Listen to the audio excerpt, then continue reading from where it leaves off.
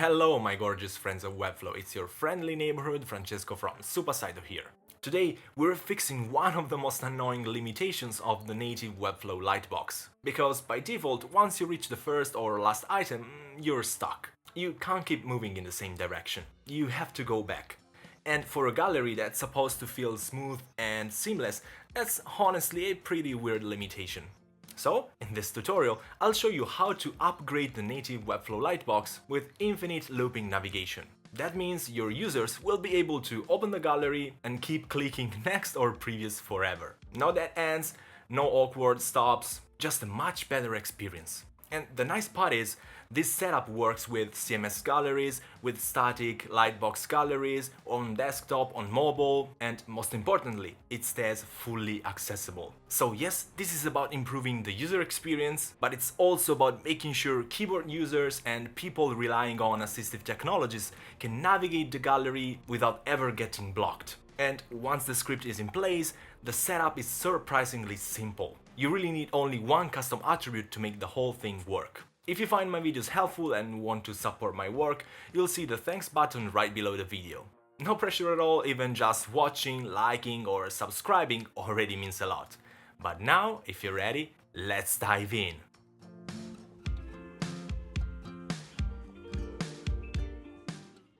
The starting point for this tutorial is a simple CMS collection called Pictures. This collection only contains a few basic fields.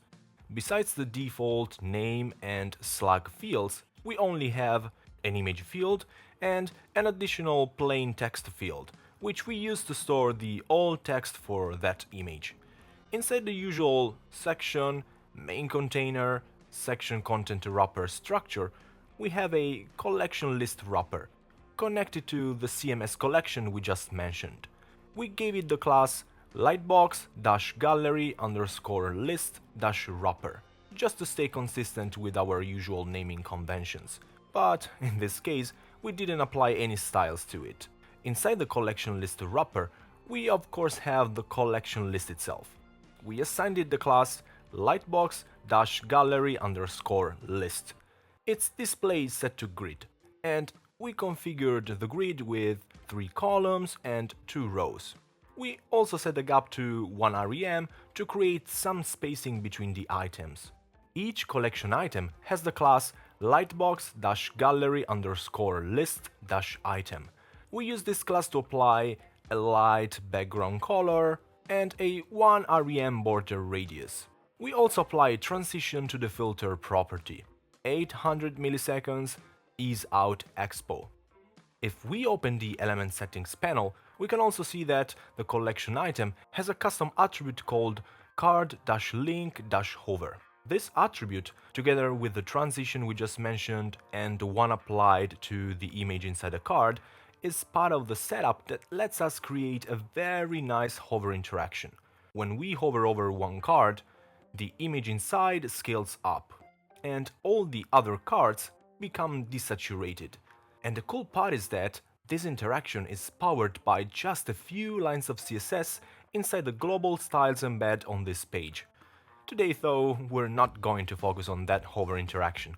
I already broke it down in a dedicated tutorial, so if you want to explore that part in detail, you'll find a link in the description below.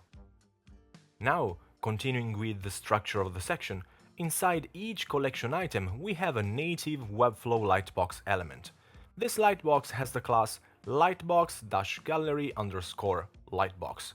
We use this class to apply 1 rem padding on all sides, color inherit to avoid the default blue link color, and text decoration none to remove the underline that Webflow applies by default to text inside links.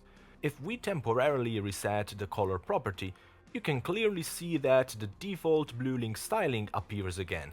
Now, if we move to the element settings panel, we can see that the media property of the lightbox is connected to the image field of the CMS collection.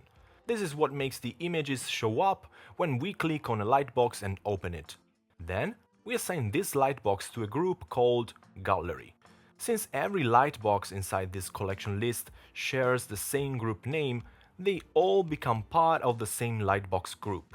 And that means they get grouped together automatically. You can verify that very quickly by switching to preview mode. Inside the lightbox, we have two elements, a div block and an h3 heading. The h3 heading doesn't have any specific class or styles applied to it. The div block instead has the class lightbox-gallery_image-wrapper. We use this class to apply a 1rem bottom margin to create space between the image and the heading below, overflow hidden, so the image can scale up on hover without spilling outside the card, and a 1rem border radius. The image itself has the class lightbox-gallery_image. We use this class to set the aspect ratio to landscape, 3:2, and fit to cover. This way the image always keeps its original proportions while filling the frame nicely. As I mentioned earlier, we also apply a transition to the transform property. And that's another part of the hover interaction setup we talked about at the beginning of the video. Finally, if we open the element settings panel, we can see that the image is connected to the image field of the CMS collection. This lets us display the image directly as a thumbnail inside the designer. And, as a final touch, we also connect the alt text property of the image to the alt text field in the CMS collection. That way, each image gets its own proper alt text dynamically from the CMS. Now, in the introduction of this video, we said that our goal was to enhance the native Webflow Lightbox by adding one very specific feature: infinite looping navigation. By default, when you open a Webflow Lightbox, you cannot infinitely loop through the items in the same group. If you reach the beginning or the end of the gallery, you can only move in the opposite direction. What we want instead is much better. Once the user opens the gallery by clicking on any Lightbox item, they should be able to keep clicking either navigation arrow indefinitely. In other words, they should be able to keep moving forward forever or keep moving backward forever, and they should never hit a dead end. Of course, this needs to work both on desktop and on mobile, but that's not the only goal here. We also want to make sure accessibility is fully preserved for users navigating the gallery with assistive technology. And honestly, that's probably the most important part of the whole setup. All the code required to create this enhancement lives inside the page settings, in the before body tag section. I originally wrote this code several years ago. Now, thanks to AI, I've been able to revisit it, polish it, make it more robust, and also make it much more accessibility aware. The purpose of this script is to enhance the native Webflow Lightbox by adding seamless infinite looping navigation on both desktop and mobile. But its most important benefit is actually accessibility. It makes sure that users who navigate exclusively with a keyboard or who rely on assistive technologies like screen readers can still explore the entire gallery in a continuous loop without limitations. For example, the script actively monitors the navigation arrows and prevents them from becoming disabled. That means the experience stays inclusive, smooth, and predictable. And most importantly, it prevents users from ever getting stuck or losing orientation inside the lightbox. Even though I added comments to every important part of the code, in case you want to inspect it later, there's really only one thing you need to know to make this work out of the box, and that's this custom attribute, data-lightbox-trigger. This is the key that powers the whole setup. As the comment in the code explains, we use this attribute to select all the custom lightbox triggers we want to enhance with infinite looping navigation. And that already tells us exactly where this attribute needs to go, directly on the lightbox element itself. If we select the lightbox and open the element settings panel, we can clearly see that the data lightbox trigger attribute is applied there. And since this lightbox is inside a collection item, we already know that this attribute automatically gets applied to every lightbox inside the collection list. So, once again, the setup scales very nicely. We can see the enhancement in action by switching to preview mode and enabling the Enable Custom Code toggle. If we click on any of the Lightbox elements to open the gallery, we can now loop through the items indefinitely in either direction. So the default limitation is completely gone.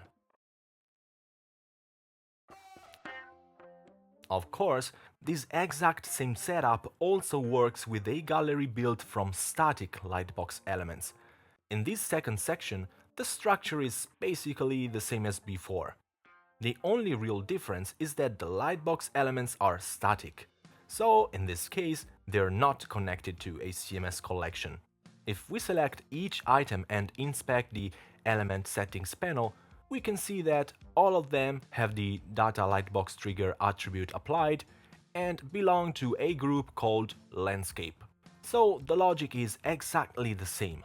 And if we switch to preview mode and click on any Lightbox item, that group opens up as expected. From there, we can keep looping through the gallery indefinitely, exactly like we did in the previous example with CMS-driven items. So the enhancement works in both scenarios.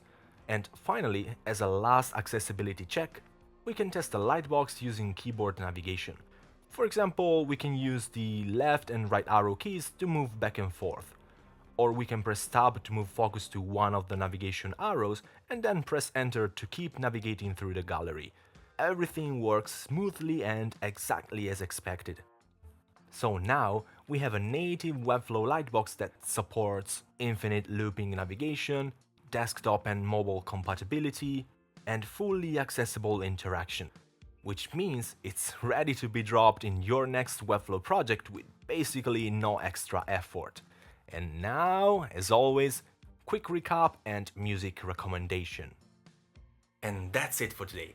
We took the native Webflow Lightbox and turned it into something that feels a lot more complete. Now, instead of stopping at the beginning or the end of a gallery, users can keep navigating in either direction indefinitely. And the best part is that this works with CMS-powered galleries, with static Lightbox galleries, on desktop, on mobile, and in a way that stays fully accessible. So yes, it's a small enhancement, but it's one of those small enhancements that can make a native Webflow component feel a lot more polished, a lot more intentional, and a lot more production ready. If you'd like to explore the full setup, don't forget that, as always, you'll find the clonable project linked in the description below. Today's music recommendation is Re-Pray by Aimé.